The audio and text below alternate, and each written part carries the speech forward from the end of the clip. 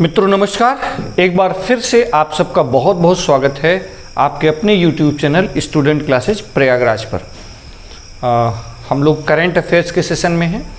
आज हम लोग कवर करेंगे जून महीने का करंट अफेयर्स, जून 2021 का 1 जून से 30 जून का करंट अफेयर्स। और आप जानते हैं कि करंट अफेयर्स हम लोग मंथली कवर करते हैं। करंट अफेयर्स को न्यूज़ चैनल की तरह कवर हम लोग नहीं करते हैं। और जब तक आप स्ट्रेटजिक तैयारी नहीं करेंगे तब तक पढ़ते बहुत लोग हैं। पढ़ाई और तैयारी में अंतर आपको समझना पड़ेगा। जून महीने का करंट अफेयर्स थोड़ा डिले रहा। जनरली महीने के फर्स्ट वीक में आ जाता है, लेकिन उसके पीछे कारण था कि आपकी सुविधा और बढ़े, पढ़ाई और आसान हो। इसके लिए एक वेबसाइट पे हम लोग बिजी थे, तो वो लाइव है वेबसाइट। अब आप गूगल पर सर्च कर सकते हैं स्टूडेंट क्लासेज प्रयागराज। गूगल पर आप सर्च करेंगे स्टूडेंट क्लासेज प्रयागराज तो आपको ये वेबसाइट खुलेगी। और वेबसाइट के फीचर्स क्या हैं, यहाँ पर आपको MCQs प्रैक्टिस मिलेंगे। जो क्वेश्चन है उसकी आप प्रैक्टिस कर सकते हैं यहाँ से जा करके। यहीं से जो भी वीडियो आप चाहते हैं जिस भी सब्जेक्ट का, वहाँ से जा सकते हैं यूट्यूब पर भी। साथ ही साथ टॉपिक वाइज प्रैक्टिस सेट लगाया जा रहा है, इसके फीचर्स डेवलप किए जा रहे हैं। फ्री नोट्स अवेलेबल है। जॉब अलर्ट है, जो भी वैकेंसीज आती हैं, जैसे पीईटी की डिटेल यहाँ पर दी गई है। और अभी जो SSC GD की वैकेंसी आई है उस पर पूरा यहाँ पर डिटेल आपको दिया गया है कि किस प्रकार से ये वैकेंसीज हैं। सब डिटेल है, यहाँ पर लिंक है, विज्ञापन का लिंक है, यहाँ से जा करके जॉब अलर्ट है। प्लस जो भी नई वैकेंसी, जो भी एग्ज़ाम आते हैं उसकी पूरी स्ट्रेटजी है। तो जैसे पीईटी की स्ट्रेटजी है, आपको यहाँ पर जा करके पीईटी की पूरी स्ट्रेटजी मिल जाएगी। और जो भी सामने एग्ज़ाम होगा, जैसे अब SSC GD है, फिर UPSI है, ये सारे एग्ज़ाम के स्ट्रेटजी भी आप यहाँ पर देख सकते हैं। सारा डिटेल, सारी स्ट्रेटजी, तो गाइडेंस, जॉब अलर्ट, ये सब आपको यहाँ पर मिलेगा। और फ्री नोट्स अवेलेबल हैं। विविध पार्ट, जो मिसलेनियस पार्ट होता है, वो बहुत समस्या बनी रहती है। तो सबसे पहले हम इसमें सब्जेक्ट न चुन करके विविध पार्ट को कवर कर रहे हैं। तो आप वेबसाइट के मेनू में जाएं। मेनू में आपको करंट अफेयर्स, इस तरह से अलग अलग टॉपिक, और आप जनरल स्टडीज़ में जाएंगे, जनरल स्टडीज़ में विविध GK में जाएंगे, तो ये सारे फीचर्स हैं। तो आप जाएं और इसे लोगों को भी बताएं, जिससे लोगों को इसका फ़ायदा मिल सके। साथ ही साथ जो एग्ज़ाम हैं उसके मॉडल पेपर हैं। तो जैसे PET का मॉडल पेपर आपको मिलेगा, SSC GD का मॉडल पेपर मिलेगा। इसके अलावा टेस्ट सीरीज के लिंक लगे हुए हैं। जो भी टेस्ट सीरीज चलती है हमारी, उसके लिंक लगे हुए हैं। अभी भी आप जाकर के जो पीछे के मॉडल टेस्ट हुए हैं हमारे, वो टेस्ट आप दे सकते हैं। और यहीं से आप टेस्ट ले सकते हैं या पेड कोर्सेज के बारे में जानकारी ले सकते हैं। जो 6000 प्लस प्रैक्टिस क्वेश्चन हमारा चल रहा है पेड कोर्स, या मूल विधि जो हमारी क्लास चल रही है, उन सब के बारे में आप यहाँ से जान सकते हैं। तो जो डिले हुआ उसके पीछे ये कारण है। चलिए हर बार की तरफ फटाक से हम लोग देख लेते हैं कि इस बार हम लोग कवर क्या क्या करने वाले हैं। तो अगर आप बात करेंगे तो जो स्ट्रेटजिक हमारी पढ़ाई है उसमें हम लोग सबसे पहले जून महीने की महत्वपूर्ण तिथि दिवस को कवर करेंगे, ठीक है। और फिर कुछ नियुक्तियां हुई हैं, कुछ महत्वपूर्ण नियुक्तियां हुई हैं, उसको कवर करेंगे। कुछ महत्वपूर्ण व्यक्तित्व हैं, निधन हुआ है, उसे कवर करने वाले हैं। कुछ प्रमुख पुरस्कार हैं जो मिले हैं राष्ट्रीय अंतर्राष्ट्रीय, उसे कवर करेंगे। कुछ सूचकांक और रिपोर्ट जून महीने में आई हैं जो ज़रूरी हैं, उसे कवर करेंगे। कुछ 2-4 चर्चित पुस्तकें हैं बड़ी महान हस्तियों की, उनकी इन पुस्तकों को भी हम लोग कवर करेंगे, देखेंगे किसकी पुस्तक है। खेल के बारे में जो प्रगति हुई है जून महीने में, उसे देखेंगे। और कुछ और छोटे मोटे मिसलेनियस विविध बातें हैं, उसे हम लोग देखेंगे। तो देखिए यहाँ से एक सीख भी हम लोगों को मिलती है कि जनरली मंथली या एनुअल जब भी आप कवर करें तो इन बिंदुओं पर चले जाएं। इन बिंदुओं को एनुअली, कुछ सूचकांक रिपोर्ट, कुछ खेल प्रतिस्पर्धाएं, कुछ पुरस्कार, कुछ महत्वपूर्ण पुस्तक, इस तरह से जब भी आप बैठिए कवर करिए और जाइए एग्ज़ाम दीजिए। बहुत ज़्यादा किसी दूसरे के भरोसे मुझे नहीं लगता है कि रहना चाहिए। और आप करंट अफेयर्स पूरा जनवरी से लेकर के अब तक का अपडेट है वेबसाइट में, वहाँ से जाकर के आप प्रैक्टिस लगा सकते हैं बजट और पद्म पुरस्कारों के साथ। तो जो सामने एग्ज़ाम है उसमें जाने से पहले एक बार प्रैक्टिस लगा करके ज़रूर जाएं, ठीक। चलिए, पेन कापी सबकी तैयार रहनी चाहिए जिससे आप टेस्ट में बेहतर कर पाएँ। तो आज के इस करंट अफेयर्स के सेशन में हम लोग सबसे पहले कवर करते हैं जून महीने की प्रमुख तिथि दिवस को। तो आइए मित्रों, हम लोग शुरू करते हैं आज की अपनी क्लास। और पेन कॉपी लेकर हो जाइए तैयार, क्योंकि बिना पेन कॉपी चलाए काम होना नहीं है। तो नोट करना शुरू करिएगा। और वैसे भी जानते हैं कि हम बहुत स्ट्रेटजिक और बहुत कम नोट करवाते हैं, ठीक। तो सबसे पहले हम लोग देख लेते हैं जून महीने की वो प्रमुख तिथि दिवस जो हमारे काम के हैं। तो उसमें आप देख रहे होंगे सामने स्क्रीन पर है, इसे नोट कर लें। 7 जून को प्रतिवर्ष हम लोग मनाते हैं विश्व खाद्य सुरक्षा दिवस, ठीक, विश्व खाद्य सुरक्षा दिवस। और अगर विश्व खाद्य सुरक्षा दिवस 2021 में जो मनाया गया, ऐसे तिथि दिवस के पीछे उद्देश्य ही होता है क्या कि उसके प्रति जागरूकता फैलाना, तो खाद्य सुरक्षा के प्रति लोगों को जागरूक करना। और इसका जो थीम था इस साल, स्वस्थ कल के लिए आज का सुरक्षित भोजन, स्वस्थ कल के लिए आज का सुरक्षित भोजन। तो आप नोट भी कर लेंगे कि विश्व खाद्य सुरक्षा दिवस, विश्व खाद्य सुरक्षा दिवस 2021 का थीम स्वस्थ कल के लिए आज का सुरक्षित भोजन, स्वस्थ कल के लिए आज का सुरक्षित भोजन, ठीक। और 8 जून को प्रतिवर्ष मनाया जाता है विश्व महासागर दिवस, विश्व ocean day, world ocean day मनाते हैं। और इस बार जो विश्व ओशियन दिवस मनाया गया उसका जो थीम था the ocean life and livelihood, the ocean life and livelihood, ठीक। तो आप जो जरूरी तिथि दिवस होते हैं उनके कुछ के थीम होते हैं जो जरूरी होते हैं, उसे हम लोग नोट करते चलते हैं। बात करें 12 जून को, तो प्रतिवर्ष 12 जून को विश्व बाल श्रम निषेध दिवस मनाया जाता है। बच्चों के श्रम पर रोक लगे, इसके लिए प्रावधान किया गया है बाल श्रम निषेध दिवस।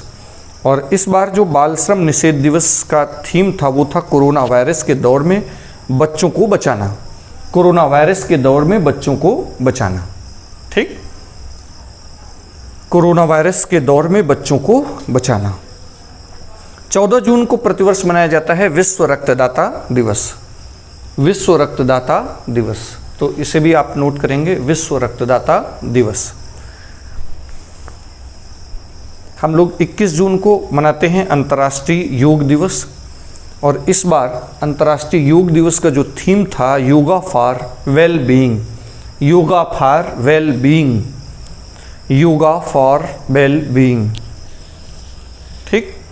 और तिथि दिवस में एक महत्वपूर्ण तिथि है 29 जून। 29 जून को हम लोग मनाते हैं भारत में राष्ट्रीय सांख्यिकी दिवस। किसके उपलक्ष्य में मनाते हैं अगर ये बात करना हो तो राष्ट्रीय सांख्यिकी दिवस पीसी महालनोबिस के जन्म दिवस के उपलक्ष्य में मनाया जाता है। पीसी महालनोबिस भारत के सांख्यिकीविद हुए और स्वतंत्रता के बाद भारत के प्रमुख शिल्पकारों में से ये सब एक थे, ठीक। तो इन लोगों का काफ़ी बड़ा योगदान रहा। बात बाल श्रम निषेध दिवस की हुई तो आप कमेंट बॉक्स में आप सब आंसर करें कि भारत के संविधान के किस अनुच्छेद में बाल श्रम संबंधी प्रावधान किए गए हैं। फंडामेंटल राइट वाले पार्ट में बच्चों के राइट की बात कहाँ की गई है, किस अनुच्छेद में। कमेंट बॉक्स में फटाफट आंसर करें कि भारत के संविधान के फंडामेंटल राइट वाले पार्ट में किस अनुच्छेद में प्रावधान किए गए हैं, ठीक। जल्दी से फटाफट आंसर करिए, फिर हम लोग बढ़ते हैं अगले बिंदु की ओर।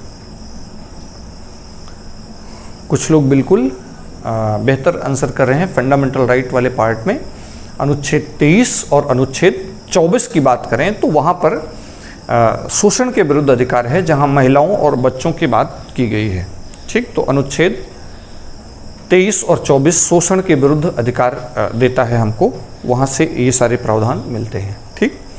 चलिए हम लोग देख लेते हैं महत्वपूर्ण राष्ट्रीय और अंतर्राष्ट्रीय नियुक्तियां जो हुई हैं उस पर बात कर लेते हैं, ठीक। वो महत्वपूर्ण नियुक्तियां जो हमारे लिए आने वाले एग्ज़ाम में काम कर सकती हैं।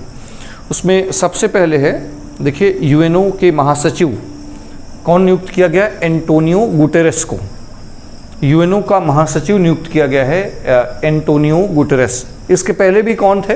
एंटोनियो गुटेरेस थे। तो लगातार इनको कौन सा दूसरा कार्यकाल मिला है, तो दूसरी बार ये चुने गए हैं। और ये इनका जो कार्यकाल होगा वो कब से कब तक होगा, इसे आप नोट कर लें। 1 जनवरी 2022 से 31 दिसंबर 2026 तक इनका जो कार्यकाल चलेगा वो कब से कब तक चलेगा, 1 जनवरी 2022 से 31 दिसंबर 2026 तक इनका कार्यकाल होगा। और दूसरा कार्यकाल है, ये पुर्तगाल के राजनीतिज्ञ माने पुर्तगाल के पूर्व प्रधानमंत्री रहे हैं, वहाँ के पॉलिटिशियन रहे हैं, इनको इस पद पर रखा गया है। और अगर बात करें कि महासचिव की, तो महासचिव सबसे प्रमुख कार्यकारी अधिकारी होता है।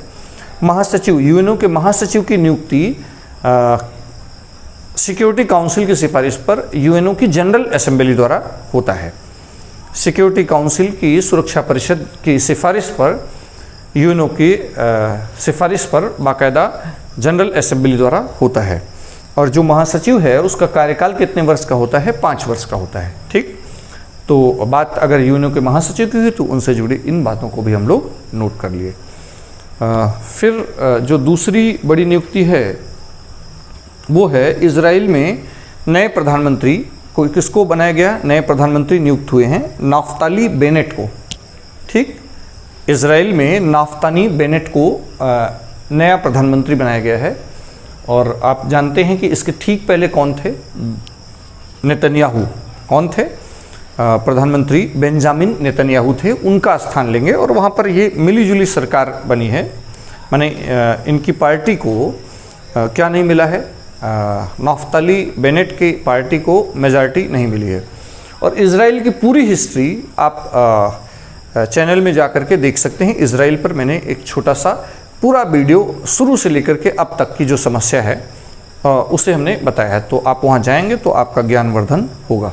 तो आप ज़रूर, अगर न देखे हों तो उस वीडियो को ज़रूर देखें। ठीक, इसके अलावा बीनू मक्कड़ क्रिकेटर हैं, इनको आईसीसी के हॉल ऑफ फेम में स्थान दिया गया है। आईसीसी के हॉल ऑफ फेम में शामिल किया गया है। और अभी हाल में ही आईसीसी ने 10 नए खिलाड़ियों को हॉल ऑफ फेम में शामिल किया है। और अब संख्या बढ़ करके हॉल ऑफ फेम में हो गई है 103। कितने मेंबर्स हो गए हैं, 103। हॉल ऑफ फेम में 103 मेंबर हो गए हैं। और जो 10 नए खिलाड़ी हैं उसमें एक भारतीय है, और वो भारतीय कौन है, बीनू माकड़ हैं। ठीक, हॉल ऑफ फेम क्या है, एक प्रकार से ऑनर है, खिलाड़ियों को एक तरह से ऑनर है। ठीक, एक सम्मान है इसमें जिनका स्थान जाता है। ठीक, अगली जो नियुक्ति हुई है NHRC, national human right commission, Bharat के राष्ट्रीय मानवाधिकार आयोग में नए अध्यक्ष चुना गया है। किसको, जस्टिस अरुण कुमार मिश्रा को। तो जस्टिस अरुण कुमार मिश्रा क्या हुए हैं, अभी एनएचआरसी के अध्यक्ष नियुक्त हुए हैं। आप जानते हैं कि एनएचआरसी में पहले जो प्रावधान था, मानवाधिकार संरक्षण अधिनियम 1993 के अंतर्गत एनएचआरसी के का गठन होता है, उनके चेयरमैन्स और मेंबर्स चुने जाते हैं। तो जो पहले प्रावधान था मानवाधिकार संरक्षण अधिनियम में, ये था कि केवल और केवल भारत में पूर्व सीजेआई ही एनएचआरसी का अध्यक्ष हो सकता था, लेकिन अब ऐसा प्रावधान नहीं है। अब सुप्रीम कोर्ट का अगर कोई न्यायाधीश रह चुका है तो उसे भी नियुक्त किया जा सकता है। तो ये लेटेस्ट अमेंडमेंट है। जो लोग मूल विधि में हैं, पेड कोर्स में हैं, वहाँ पर अभी हम लोग इसे पढ़ करके आए हैं और नेशनल ह्यूमन राइट कमीशन पर चर्चा हम लोगों ने किया है। ठीक, फिर इसके बाद जो एक बड़ी उपलब्धि है वो भारत के लिए है। यूएनओ में भारत को एक बड़ा फिर से ओहदा मिला है, पद मिला है। भारत 2022 से 2024 इन 2 वर्षों के कार्यकाल के लिए एशिया पैसिफिक रीजन से, किस क्षेत्र से, एशिया पैसिफिक क्षेत्र से यूएनओ के संयुक्त राष्ट्र की आर्थिक और सामाजिक परिषद का मेंबर चुना गया है। ठीक, तो भारत को कब से कब तक के लिए, 2022 से 2024 तक के कार्यकाल का मेंबर चुना गया है। भारत किस क्षेत्र का प्रतिनिधित्व करता है, एशिया पैसिफिक रीजन का प्रतिनिधित्व करता है। और भारत यूएनओ में आर्थिक और सामाजिक परिषद का सदस्य चुना गया है। तो इसका कार्यकाल 2022 से 24 तक रहेगा और काफ़ी बेहतर भूमिका में भारत रहता है। इसके अलावा अनूप चंद्र पांडे को देश का नया क्या नियुक्त किया गया है, जो हमारा चुनाव आयुक्त नियुक्त किए गए हैं। ठीक है, देश में नए चुनाव आयुक्त के रूप में नियुक्ति हुई है। हम जानते हैं भारत के संविधान के अनुच्छेद 324 में हमारा निर्वाचन आयोग है और निर्वाचन आयोग बहुसदस्यीय है। एक मुख्य निर्वाचन आयुक्त और 2 निर्वाचन आयुक्त होते हैं। तो एक मुख्य निर्वाचन आयुक्त की नियुक्ति नहीं हम बोल रहे हैं, निर्वाचन आयुक्त की। तो अनूप चंद्र पांडेय निर्वाचन आयुक्त हुए हैं। ठीक, तो आपको कमेंट बॉक्स में बताना है कि वर्तमान में भारत के मुख्य चुनाव आयुक्त कौन है। कमेंट बॉक्स में आप फटाफट आंसर करिए कि भारत में वर्तमान में मुख्य चुनाव आयुक्त कौन है। चलिए कुछ होमवर्क भी करते रहिए, कुछ थोड़ा बहुत दिमाग चलाते रहना चाहिए। चलिए जल्दी से बताइए, फिर हम लोग बढ़ते हैं अगले पॉइंट की ओर। फटाफट कमेंट बॉक्स में आंसर करिए। ठीक, कमेंट बॉक्स में फटाफट आंसर करिए, फिर बढ़ते हैं हम लोग आगे। सामने एग्ज़ाम है। सबसे पहले 20 अगस्त को आपका पीटी का एग्ज़ाम है। उत्तर प्रदेश अधीनस्थ सेवा चयन बोर्ड द्वारा पहली बार ये प्री एग्ज़ाम कराया जा रहा है। इसकी पूरी स्ट्रेटजी हमने एक वीडियो बना करके डाल दिया है, चैनल में जा करके देख लें।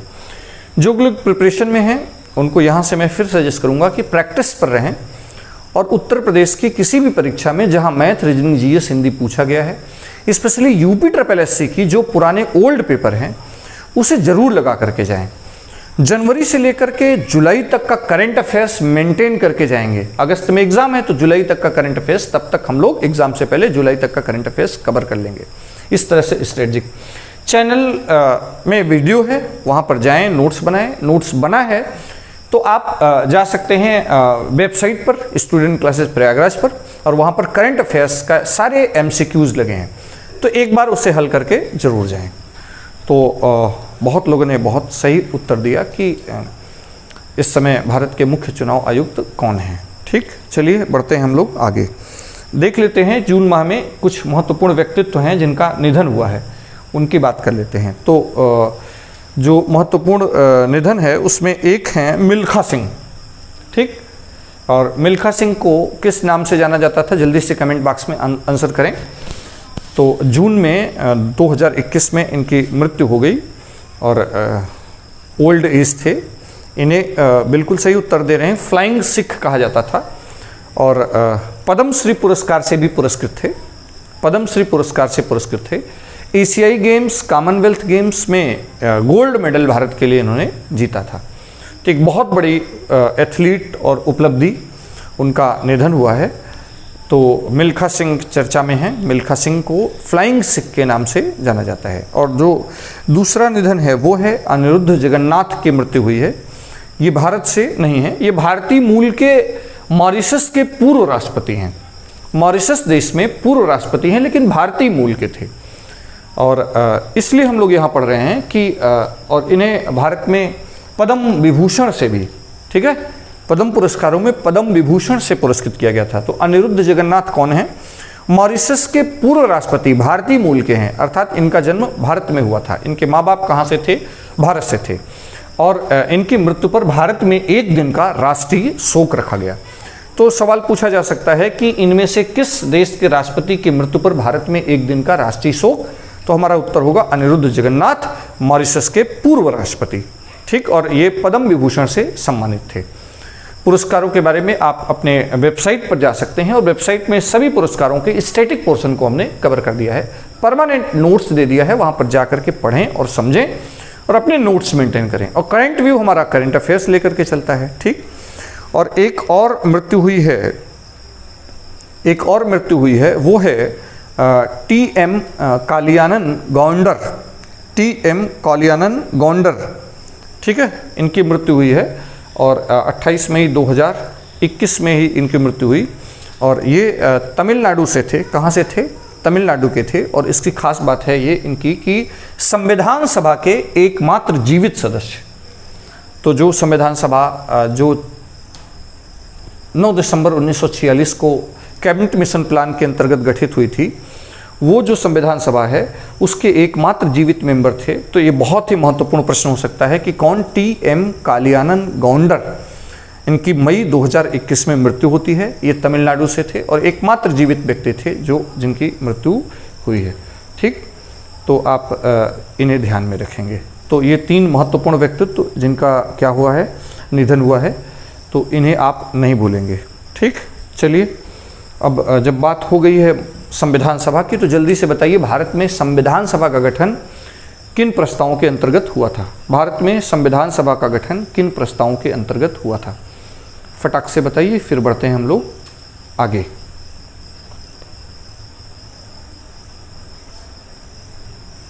संविधान सभा का गठन किन प्रस्तावों के अंतर्गत हुआ था? ठीक, तो कुछ लोग बहुत बेहतर उत्तर दे रहे हैं, कैबिनेट मिशन प्लान के अंतर्गत। अब हम लोग देख लेते हैं कि पुरस्कार, जून माह के प्रमुख पुरस्कार पर बात कर लेते हैं। तो जून माह का जो प्रमुख पुरस्कार है उसमें एक पुरस्कार है पुलित्जर पुरस्कार 2021 में। 2021 का पुलित्जर पुरस्कार, पत्रकारिता के क्षेत्र में ये पुरस्कार दिया जाता है। ठीक है, पत्रकारिता के क्षेत्र में ये पुरस्कार दिया जाता है। और ये पुरस्कार जो है, अगर बहुत डिटेल में जाना चाहते हैं तो वेबसाइट पर इसके बारे में डिटेल लगा हुआ है, जाकर के देख सकते हैं। 1917 से प्रारंभ किया गया था यूएसए में। कहाँ से दिया जाता है? यूएसए में 1917 से इसकी शुरुआत की गई थी। जोसेफ पुलित्जर, ये अमेरिकी प्रकाशक थे, उनके नाम पर इस पुरस्कार को इस्टेब्लिश किया गया है। और कोलंबिया विश्वविद्यालय, आजकल कौन देता है? यूएसए का कोलंबिया विश्वविद्यालय देता है। और अगर ये 22 श्रेणियों में दिया जाता है पुरस्कार, एक श्रेणी में नहीं, 22 श्रेणियों में पुरस्कार दिया जाता है। तो प्रमुख पुरस्कार हम लोग देख लेते हैं। तो इस सर का जो पुरस्कार गया है पत्रकारिता में, वो गया है डॉर्नेला फ्रेजियर। ये 18-19 साल की टीनेजर हैं। इन्होंने एक कवर किया था, जो आपको ध्यान होगा कि अश्वेत, जॉर्ज फ्लॉयड अश्वेत थे, उनकी हिंसा में मृत्यु हो जाती है, उसके लिए पूरे दुनिया में आंदोलन हुआ था। तो उसका कवर किया था डॉर्नेला फ्रेजियर ने। तो इस बार का जो पुलित्जर पुरस्कार 22 श्रेणियों में दिया जाता है, लेकिन जो पत्रकारिता के लिए पुरस्कार गया है वो डॉर्नेला फ्रेजियर को गया है। ठीक है, और इस बार पुलित्जर पुरस्कार में 2 भारतीय मूल के लोग हैं, पत्रकारिता के क्षेत्र में पुरस्कार प्राप्त किए हैं। वो हैं मेघा राजगोपालन और नील बेदी। मेघा राजगोपालन और नील बेदी भारतीय मूल के हैं और इन्हें पत्रकारिता के क्षेत्र में पुरस्कार गया है। तो आपको याद रखना है, पुलित्जर पुरस्कार पत्रकारिता के क्षेत्र में दिया जाता है। 1917 से यूएसए में इसकी शुरुआत की गई। जोसेफ पुलित्जर जो कौन है? अमेरिकी प्रकाशक हैं, उनके द्वारा इसकी शुरुआत की गई थी, उनकी स्मृति में। और कोलंबिया विश्वविद्यालय इसे देता है। इस बार का जो पुरस्कार गया है वो डॉर्नेला फ्रेजियर को गया है। और भारतीय मूल के 2 पत्रकारों को गया है, मेघा राजगोपालन और नील बेदी को। ठीक है, तो इसे आप नोट कर लेंगे। फिर हम लोग बढ़ते हैं आगे। अगला जो पुरस्कार है वो पुरस्कार है order of the rising sun. ये पुरस्कार जापान का बहुत बड़ा सम्मान है। इस सम्मान को जापान के सम्राट द्वारा दिया जाता है और स्पेशली जापानी संस्कृति को बढ़ावा देने और अंतर्राष्ट्रीय समझ को बढ़ावा देने के लिए ये पुरस्कार दिया जाता है। ये पुरस्कार इस बार एक इंडियंस को मिला है, श्यामला गणेश, भारत की अध्यापिका हैं श्यामला गणेश, उनको ये पुरस्कार गया है। तो हम लोग देख रहे हैं जापान का ऑर्डर ऑफ राइजिंग सन पुरस्कार जापान के सम्राट द्वारा दिया जाता है। जापानी संस्कृति को बढ़ावा देने और अंतर्राष्ट्रीय समझ को बढ़ावा देने के क्षेत्र में जो काम बेहतर करते हैं उनको दिया जाता है। इस बार भारत की अध्यापिका श्यामला गणेश को दिया गया। ठीक, तो ऑर्डर ऑफ राइजिंग सन पुरस्कार। इसके बाद पुरस्कार है फुकुओका पुरस्कार। ये भी जापान का ही पुरस्कार है और इस बार फुकुओका पुरस्कार जापान का काफ़ी प्रतिष्ठित सिविलियन अवार्ड है। इस बार पी साईनाथ, भारत के पी साईनाथ को गया है ये पुरस्कार। तो फुकुओका पुरस्कार जापान का है, order of the rising sun Japan का है। ये दोनों पुरस्कार इस बार इंडियंस को गया है। ठीक है, अगला जो प्रमुख पुरस्कार है इंटरनेशनल बुकर प्राइज़ 2021। देखिए, साहित्य के क्षेत्र का ब्रिटेन के द्वारा दिया जाने वाला प्रतिष्ठित पुरस्कार है। बुकर प्रकाशक के द्वारा, पब्लिकेशन द्वारा ये पुरस्कार दिया जाता है। और ये पुरस्कार इस बार गया है किसको? डेविड डियोप और अन्ना मोस्कोवाकिस को। किसको गया है? डेविड डियोप और अन्ना मोस्कोवाकिस को। इसमें डेविड डियोप जो हैं वो फ्रांसीसी उपन्यासकार हैं। इनकी मूल पुस्तक है, इनकी इस मूल पुस्तक का अनुवाद किया अन्ना मोस्कोवाकिस ने। ठीक, और वो जो फिक्शन है वो कौन है? वो है at night all blood is black. At night all blood is black. इस पुस्तक के लिए इस बार इंटरनेशनल बुकर प्राइज़ दिया गया है। ठीक है, तो आपको याद रखना है ये पुरस्कार प्रमुख, और इसमें पुलित्जर और बुकर तो बहुत ही महत्वपूर्ण पुरस्कार हैं जून माह के, जो आपको पक्का है कि याद ही रखना है। ठीक, तो ये बहुत ही महत्वपूर्ण हिस्से हैं जहाँ से सवाल पूछे ही जाते हैं। आप पीछे के पेपर उठा के देखेंगे तो इन सारे, तो ऐसी स्ट्रेटेजिक तैयारी आपको करके जानी चाहिए। ठीक है, चलिए हम लोग अपने करंट अफेयर्स को बढ़ाते हैं आगे। देखते हैं जून माह के प्रमुख सूचकांक और रिपोर्ट पर बात करते हैं। ठीक, जून माह के प्रमुख सूचकांक और रिपोर्ट को जाने उसके पहले आप जानते हैं आपका चैनल स्टूडेंट क्लासेज प्रयागराज खास ट्रिनिटी प्रोग्राम देता है। पहले लेक्चर मिल रहे हैं टॉपिक वाइज और सारे विषय को कवर किया जा रहा है धीरे धीरे। Math, reasoning, GS, Hindi, English, map, current affairs regular maintain हो रहे हैं, स्ट्रेटजिक मेंटेन हो रहा है। और एक जो पढ़ने पढ़ाने में ऑनलाइन हड़बड़ाहट है उससे हट करके, और ख़ास बात है कि पूरे YouTube की दुनिया में ये यूनिकनेस आपको नहीं मिलेगी। वो क्या है कि वीडियो पर MCQs लगे हैं, हर वीडियो पर वीडियो आधारित MCQs हैं, वो स्टैंडर्ड MCQs हैं। जैसे आप प्रियम्बल पढ़ोगे तो प्रियम्बल के मैक्सिमम और एक बहुत ही स्टैंडर्ड क्वेश्चन मैं गारंटी लेता हूं कि अगर आप प्रस्तावना में गए और प्रस्तावना में दिए गए प्रश्नों को लगा लिया, अगर वाकई समझ गए तो अब इससे बाहर कुछ पढ़ना पढ़ाना नहीं है, न किसी की बुक की ज़रूरत है, बशर्ते आप सही तरीके से दोहन कर पाए तो।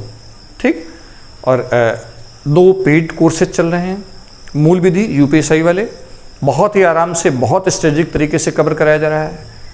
आजकल तो मूल विधि में 17 एक्ट पढ़ने हैं, 17 एक्ट के 2500 सेक्शंस को, एक एक सेक्शन को पढ़ाए पड़े हैं। अरे भैया स्ट्रेटेजिक पढ़ना पड़ेगा, बहुत ही स्ट्रेटेजिक कंसाइज करके चलो, क्योंकि ऐसे ही आपकी क्लासेस से दरोगा बन गए हैं। ठीक, तो उनसे मिलने का मौका आपको मिलेगा, उनके कमेंट्स आपके मिलते रहते हैं। हाँ, मेरा प्रयास है कि उनसे हम रूबरू भी कराएंगे आपको जल्दी ही। चलिए हम ले चलते हैं अपने क्लास को आगे, देखते हैं सूचकांक और रिपोर्ट पर। सूचकांक और रिपोर्ट में अगर देखें तो सबसे प्रमुख सूचकांक है इस बार का वैश्विक शांति सूचकांक 2021 का। वैश्विक शांति सूचकांक 2021 आया है और इसे जारी कौन करता है तो देख लीजिए, institute for economic and peace. किसके द्वारा जारी किया जाता है यह सूचकांक? Institute for economic and peace द्वारा, और इसके अंतर्गत 163 देशों की रैंकिंग जारी की जाती है। आइए हम अपने भारत की स्थिति देख लेते हैं। भारत का इस 2021 में 135वां स्थान है। ठीक है, इस बार 135वां स्थान है, और 2020 की बात करें तो 139वां स्थान था। ठीक है, तो इस बार थोड़ी स्थिति सुधरी है। और साउथ एशिया में भारत 5वें स्थान पर आता है। साउथ एशिया में भारत किस नंबर पर आता है? 5वें स्थान पर आता है। आइसलैंड सबसे शांति सूचकांक में टॉप पर है, और सबसे लास्ट पोजीशन पर अफगानिस्तान है। ठीक, तो अफगानिस्तान की स्थिति आप देख ही रहे हैं, तालिबान फिर से सक्रिय हो रहे हैं। तो ये है वैश्विक शांति सूचकांक 2021। इसे आप नोट करेंगे, मेंटेन करेंगे, और सभी स्टैंडर्ड सूचकांक को मेंटेन करेंगे। एग्जाम से जाने से पहले जनवरी से जुलाई के बीच के सभी पुरस्कार जितने चर्चा हुई है, बजट, पद्म पुरस्कार, जितनी रैंकिंग आई हैं, सब रिपोर्ट एक जगह कंसाइज करके बना करके पढ़ करके प्रैक्टिस लगा करके ही जाइएगा। अगली रैंकिंग आई है QS यूनिवर्सिटी रैंकिंग 2022। रिपोर्ट 2022 की है, 2021 की रिपोर्ट है। तो पहले जान लेते हैं QS क्या है। दरअसल QS एक इंग्लैंड का संगठन है जो दुनिया भर के शैक्षणिक संस्थानों में क्या देता है? रैंकिंग देता है। ठीक, तो QS क्या है? इंग्लैंड का एक संगठन है जिसका काम क्या है? ये दुनिया भर के जो शैक्षणिक संस्थान हैं उनकी रैंकिंग देता है। ठीक है, और इस बार अगर देखें तो सबसे बेस्ट संस्थान कौन रहा? पिछली बार की तरह इस बार भी MIT ही रहा। अमेरिका का MIT, Massachusetts institute of technology, ये अमेरिका का है। पिछली बार भी हम लोग पढ़े थे, यही संस्था सबसे ऊपर थी। और अगर टॉप 200 लिस्ट में देखें तो इंडिया के 3 संस्थान आते हैं। टॉप 200 में इंडिया के कितने? 3 संस्थान, IIT बॉम्बे, IIT दिल्ली और Indian institute of science Bengaluru में है। ये तीनों संस्थान आते हैं। और बेंगलुरु का जो इंडियन इंस्टीट्यूट ऑफ साइंस है ये पूरी दुनिया में टॉप रैंक पर है, रिसर्च के मामले में टॉप रैंक पर आता है। ठीक, तो रिसर्च के लिए सबसे प्रथम स्थान पर किसको रखा गया है? इसे रखा गया है। ठीक, इसके अलावा ये तो क्यूएस वर्ल्ड यूनिवर्सिटी रैंकिंग की बात हुई। इसके अलावा देखिए अगला है संयुक्त राष्ट्र सतत विकास लक्ष्य सूचकांक आया है, SDG कहते हैं, है ना, sustainable development goal index 2021 UNO द्वारा जारी किया जाता है और 17 गोल तय किए गए थे। यूएनओ द्वारा 2015 में 17 गोल तय किए गए थे और इस 17 गोल SDG लक्ष्यों को प्राप्त करने का दुनिया वालों ने क्या तय किया है? 2030। तो सबसे सवाल बनते हैं कब तय किया गया था, कितने गोल हैं? 2015 में 17 गोल हैं। कब तक अचीवमेंट हासिल करने के लिए लक्ष्य तय किया गया है? 2030 तक।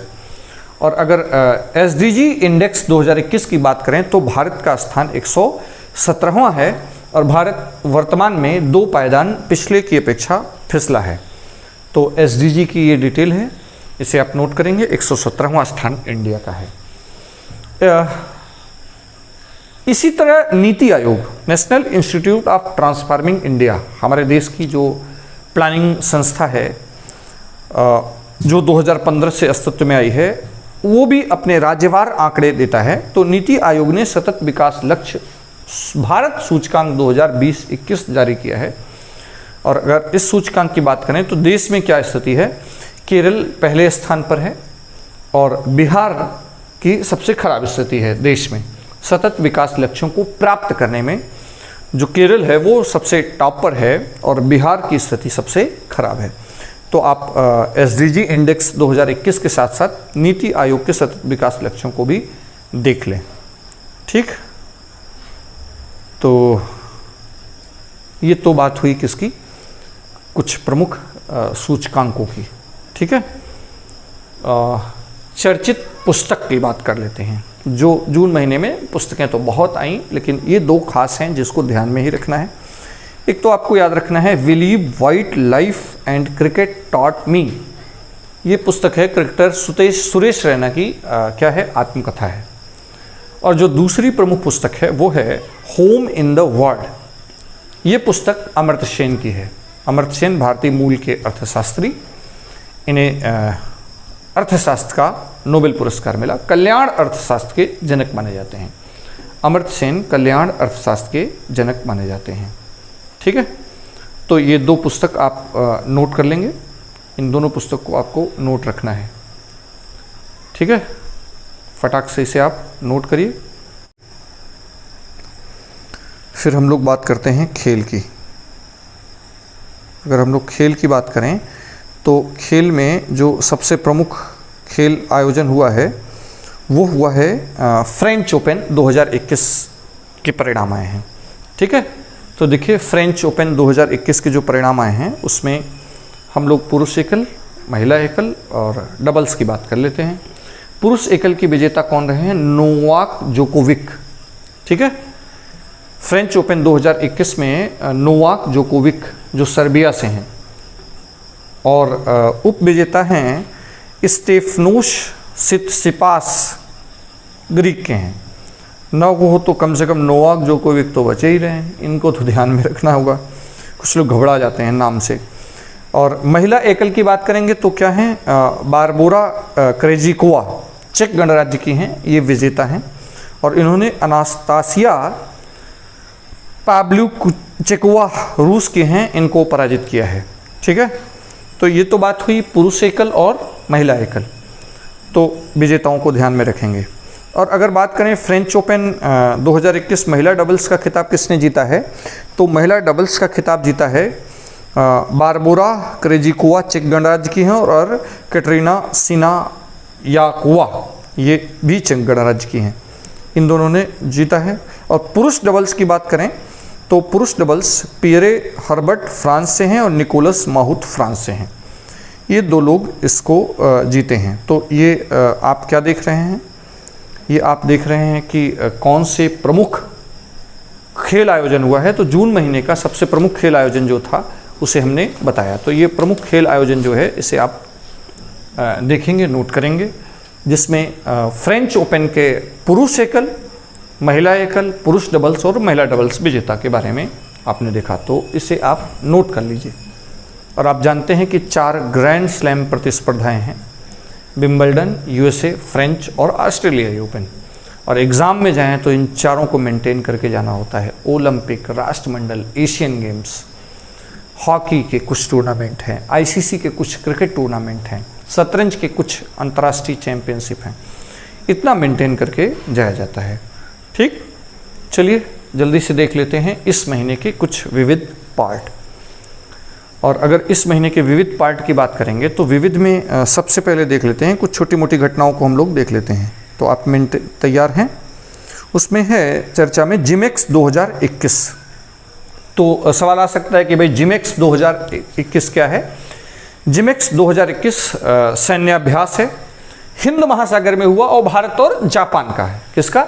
भारत और जापान का संयुक्त सैन्याभ्यास है। ठीक है। और पैसेज एक्सरसाइज की बात करें, पैसेज एक्सरसाइज दूसरा है पैसेज एक्सरसाइज।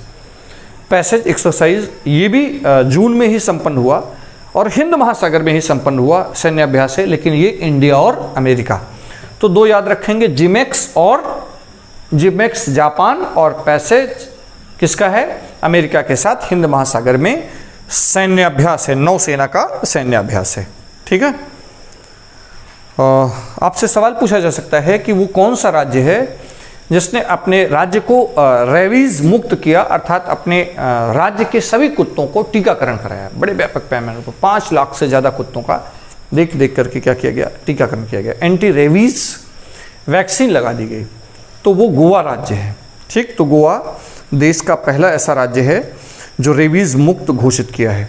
ठीक है, अपने को रेबीज मुक्त घोषित किया है, तो इसे आप नोट करेंगे। इसके अलावा चंदो तोमर, ठीक है, इनको शूटर दादी कहते हैं। देखिए ये बागपत की हैं, उत्तर प्रदेश के बागपत की हैं और 60 साल की उम्र में ये शूटिंग शुरू करी हैं, शूटिंग शुरू किया इन्होंने। और इन्हीं के नाम पर नोएडा में एक शूटिंग रेंज का नाम रखा गया है। ठीक है, शूटर दादी के नाम पर, चंदो तोमर के नाम पर। तो ये देखिए एक बड़ी घटना है और शूटर दादी को आपको नहीं भूलना है, बागपत से हैं। इसके अलावा तीरंदाजी विश्व कप, तीरंदाजी विश्व कप में मिक्स डबल्स में दीपिका कुमारी और अतनु दास, इन दोनों ने भारत के लिए गोल्ड मेडल जीता है। और ये दोनों हस्बैंड वाइफ हैं, पति पत्नी हैं। ठीक, तो आपसे सवाल पूछा जा सकता है कि वो कौन युगल हैं, पति पत्नी हैं जो गोल्ड मेडल जीते हैं? तो ये हैं। ठीक है। इसके अलावा आईसीसी का T20 टूर्नामेंट वर्ल्ड कप होना था 2021 में इंडिया में, लेकिन यह आयोजन का स्थल बदला गया है। तो अब कहाँ होगा आपसे पूछा जा सकता है, तो अब होगा संयुक्त अरब अमीरात और ओमान में। ठीक, तो हम लोग जनवरी महीने के करंट अफेयर्स को, जून महीने के करंट अफेयर्स को कवर कर रहे थे। और जून 2021 के करंट अफेयर्स में महत्वपूर्ण तिथि दिवस जाने, थीम जाने, इंडेक्स पर चर्चा हुई, नियुक्तियों पर चर्चा हुई, कुछ महत्वपूर्ण व्यक्तित्व का निधन हुआ उन पर चर्चा हुई, कुछ रिपोर्ट इंडेक्स आई, खेल आयोजन जो प्रमुख हुए जून महीने में जो हमारे लिए काम के हो सकते हैं उस पर बात हुई, कुछ प्रमुख बुक्स हैं जो चर्चा में रहीं उस पर बात हुई। इसके अलावा कुछ मिसलेनियस पार्ट पर भी हम लोगों ने चर्चा किया। ठीक, तो ये आपका जून महीने का करंट अफेयर्स, और अगले ही 1-2 दिनों में आपको आपकी वेबसाइट पर जून महीने का करंट अफेयर्स का क्वेश्चन भी उपलब्ध होगा। वैसे तो जनवरी से पूरा आपका कवर है, लेकिन याद रहे मित्रों, एक बार गूगल पर सर्च जरूर करेंगे, क्या? Student classes Prayagraj. अपनी वेबसाइट में जाएंगे, फीचर्स को देखेंगे, फ्री नोट्स का मजा लेंगे, गाइडेंस का मजा लेंगे, टेस्ट का मजा लेंगे, मॉडल पेपर देखेंगे। निश्चित तौर पर आपके लिए बहुत ही सरल और बहुत ही कारगर वेबसाइट होगी। ठीक, तो जब भी कोई डाउट हो आप यहाँ जा सकते हैं। और विविध का पूरा नोट्स अवेलेबल हो रहा है, उसे लें। और लगातार फीचर्स ऐड किए जा रहे हैं, और यही कारण रहा कि जून महीने का करंट अफेयर्स आपका थोड़ा डिले हुआ, प्रॉपर रहेगा। और 20 अगस्त का एग्ज़ाम देने जाने से पहले जुलाई का करंट अफेयर्स तक हम मेंटेन करके जाएंगे। तो जनवरी से जुलाई तक का करंट अफेयर्स आपका बिल्कुल मेंटेन होना चाहिए, तब आप बेहतर परफॉर्म करेंगे। ठीक, कमेंट बॉक्स हमेशा खुला रहता है। आपके जो भी सुझाव हों हम आमंत्रित करते हैं। आप सब जो भी आप अपने इस परिवार को बेहतर बनाने के लिए अपने संस्थान की जिस भी तरीके से आप मदद कर सकते हैं, अपने जूनियर्स की जिस भी तरीके से मदद कर सकते हैं, गाइडेंस दे सकते हैं, अपना सुझाव दे सकते हैं, आप अपनी समस्या लिख सकते हैं कि क्या दिक्कत है, तो बिना परेशानी के आप शेयर करें। और याद रहे मित्रों, पढ़ाई और तैयारी में ज़मीन आसमान का अंतर है। तैयारी हमेशा स्ट्रेटेजिक होती है, स्मार्ट होती है। बिल्कुल न हड़बड़ाएं, पेशेंस रखें, आप सफल हो रहे हैं। धन्यवाद। तो हम लोग मिलेंगे अगली क्लास में अगले टॉपिक के साथ। तब तक के लिए दीजिए इजाज़त। तो सबसे नमस्कार। ठीक, धन्यवाद।